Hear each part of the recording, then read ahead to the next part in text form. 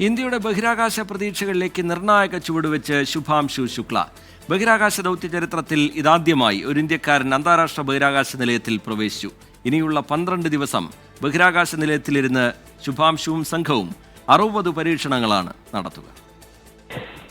Dragon contact and soft capture complete. Commander Peggy Whitson, the first one across the A-Pass hatch, receiving great big ആകാശവീഥികൾ കീറിമുറിച്ച് ഇതാ Indian Veeragatha.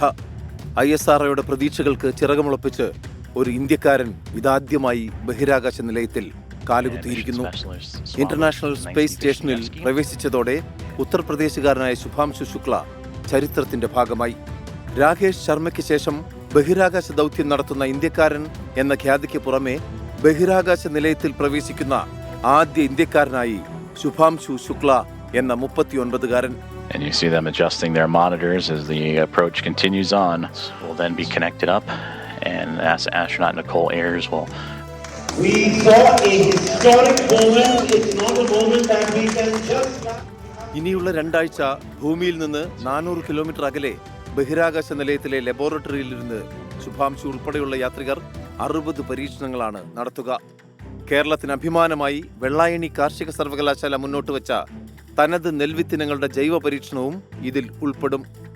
Micro ആൽഗകൾ ഉപയോഗിച്ച് ഭക്ഷണം ഉൽപ്പാദിപ്പിക്കൽ, cyano ബാക്ടീരിയയിൽ നിന്നുള്ള oxygen, ബഹിരാകാശത്ത് പേശികളുടെ ശേഷി വർദ്ധിപ്പിക്കാനുള്ള പരീക്ഷണങ്ങൾ, സസ്യങ്ങളുടെ അതിജീവനം, യാത്രികരുടെ ആരോഗ്യ സംരക്ഷണം തുടങ്ങി മനുഷ്യായുസ് വർദ്ധിപ്പിക്കാനുള്ള സുപ്രധാന പരീക്ഷണങ്ങളും ദൗത്യത്തിന്റെ ഭാഗമാണ്.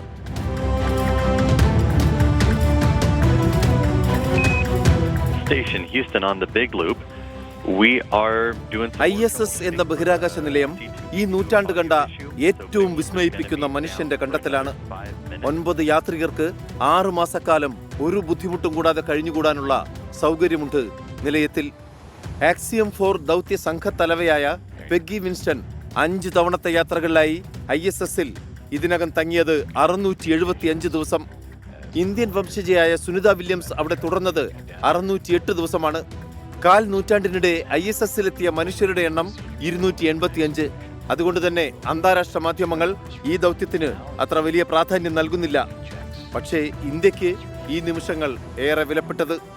നമ്മുടെ തദ്ദേശീയ ബഹിരാകാശ പദ്ധതിയായ ഗഗൻയാന് മുന്നോടിയായുള്ള പരിശീലന യാത്രയാണിത്.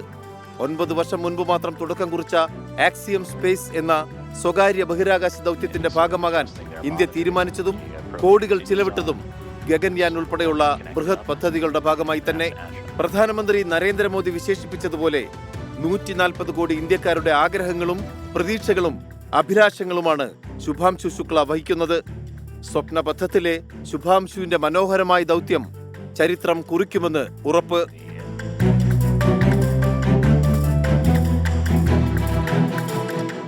U Pradeep, research desk 24.